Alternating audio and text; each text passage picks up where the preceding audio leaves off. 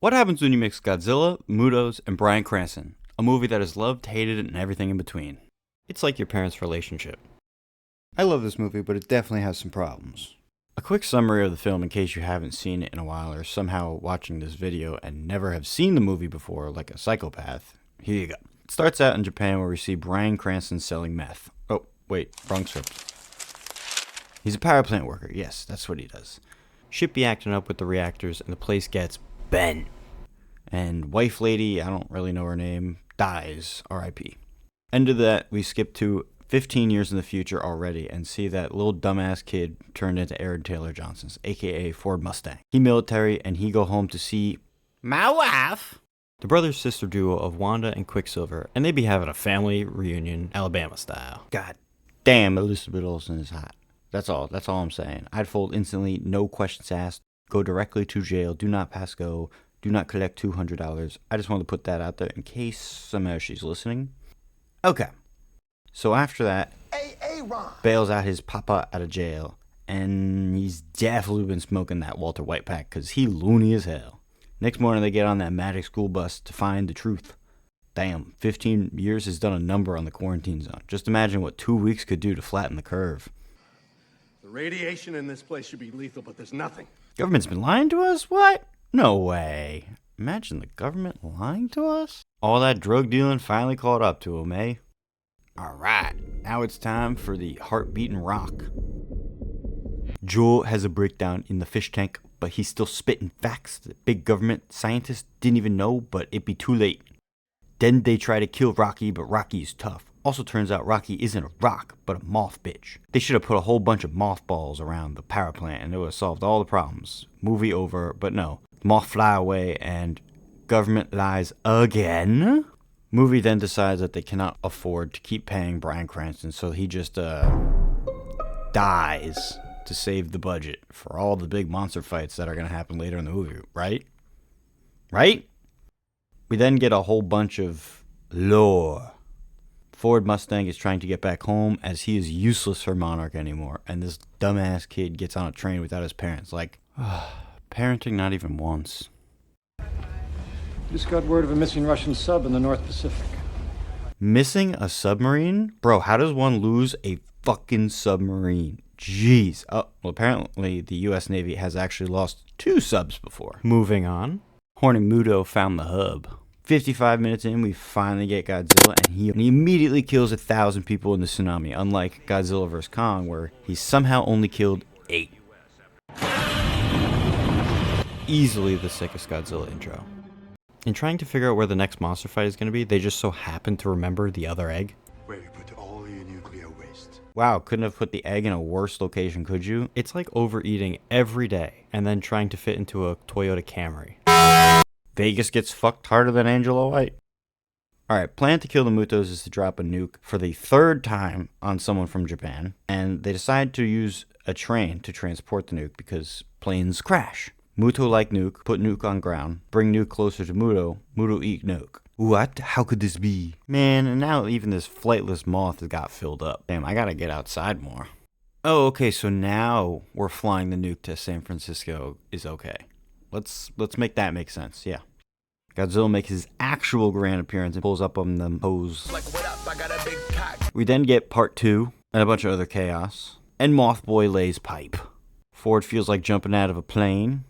Alright, we definitely didn't need to see an alien birth, but if I had a nickel for every time an American Godzilla movie involved eggs, I would have 2 nickels, which isn't a lot, but it is weird that it happened twice. Ford F-150 blows up the nest, and all the babies get aborted. How it feels to chew 5 gum. New 5 gum. Stimulate your senses. Muta chases after the boat bomb. Godzilla pretends to want back shots, but claps Moth cheeks in the process. Yeah, but that's something you never thought you'd hear. Brusky thinks he's Darth Vader. You'll never be. Godzilla then does what I want every goth waitress to do and Mama Birds the shit out of that neck. Bomb go boom, Godzilla take nap, and Elizabeth Olsen is safe. The end. The soundtrack and music used is incredible throughout the whole film. The sound design for the Mutos is exhilarating, and it builds tension so well in every scene that they're in. The pulsing sound is unnerving and had me on the edge of my seat the first time watching it in the theater. All the soundtrack choices are done in such a way that it adds to the film and its tension. Mutos were never shown, or even Godzilla, in the main trailer before the movie's release, so it was just known that we were getting a Godzilla film. It just never knew there was even a villain until the opening weekend. This makes the beginning of the film all that more suspenseful, with the Filipino mines and the Janjira power plant meltdown. Even after Joe and Ford are captured in the quarantine zone and taken to the Monarch's facility, it's still unknown that the egg spore is Godzilla. Mainly due to the first Godzilla US movie, but we don't talk about that. That's a lot of fish. The whole style that Gareth Edwards was going for in the Godzilla reboot was what it would look like from a human's point of view.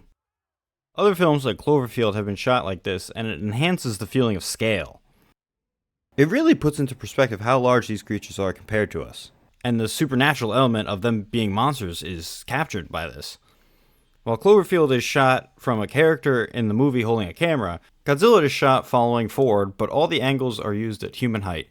None of the infamous Michael Bay citywide sweeping angle shots are seen, as much as I do like them. These tighter shots help transfer action from the characters to the monsters and vice versa. Shots from the Golden Gate Bridge scene also help show how helpless we are if some kind of monster attack would actually happen. We would not be able to do much besides getting out of their way, which the sequel demonstrates more. This is obviously a big risk to take from Gareth Edwards, but it paid off in my opinion, and provided another element to the film. And now he's working on the newest Jurassic World Rebirth movie, which I feel he'll use this technique in that film as well. In the film, there are a numerous amount of Easter eggs throughout the movie, paying homage to previous Godzillas and his history. The first Easter egg in the film actually doesn't date back to previous Godzillas, but rather foreshadows the enemy that Godzilla will face in this film, being the Mutos. That poster shot is great because it's simple and fast, so the audience doesn't think too much about it, but upon the second, third, and fourth rewatches, if you get there, you'll notice it. We also get nods to Mothra, Rodan, and even King Ghidorah. If you look closely, you see them scattered throughout the film. And if you haven't caught on by now, all three of the monsters in Godzilla King of the Monsters are hinted at in this film 5 years prior to its release. Another Easter egg that may be a stretch is we also have cockroaches roaming around, which can be a callback to the 1985 Godzilla, where a man is attacked on a boat by a cockroach-like being. Later on the Golden Gate Bridge, we see the bus driver wiping fog off the window, which could be a callback to Jurassic Park, as Ian Malcolm also wipes fog off the window when the T-Rex is first shown. This is exactly how you want to do a monster reveal in a big blockbuster movie. It's perfect. I've been a Godzilla fan my whole life, and grew up watching all the Toho movies where Godzilla was just a Japanese dude in a suit.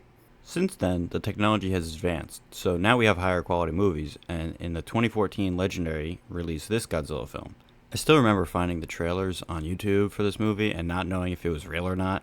They were so hyped on all the destruction and didn't show any of the monsters, so realistically anybody with some video editing skills could have pieced it together. Granted, I was 14 at the time, so I just waited until I saw commercials for it on TV to believe it. Coming out of the theater, I was blown away that we finally got a new Godzilla movie since the 2004 Toho one.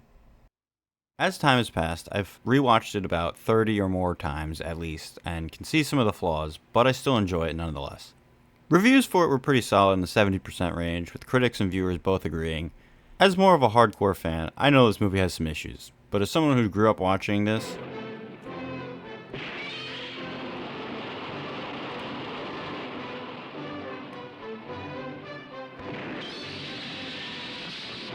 this movie is still enjoyable. For this film, I gave it a 3.5 out of 5 or 7 out of 10, as it has things that are done above average, like the sound design is incredible, along with setting the mood for the film with different colors of grays, and being so dark could confuse this with a DC film. Obviously, I would like more Godzilla, but money plays a big part in how much monster fighting they can include. And that's totally fine with me. I get it. I would just like more than a crumb of fighting before the end, which isn't just watching it on TV. This Godzilla has just about the same screen time as other Godzilla films, but when looking at Godzilla King of the Monsters, that film feels like it has more Godzilla despite having less screen time. The difference is how that screen time is used, and I feel as though sometimes it could have been beneficial to extend certain scenes without cutting them so short. Quit edging me and let them play out a little, or as the GOAT says, Let them fight. I'm sure a lot of the problems people have with this movie would start to disappear. Aaron Taylor Johnson was fantastic in Bullet Train. Here, not so much. Ford Brody's just kind of there. But regardless of all that, this is a movie I find myself time and time again revisiting, and I still enjoy it every single time. And I hope you do as well, or else you're just watching this video on a movie you don't like. But that's a conversation for another day. Peace.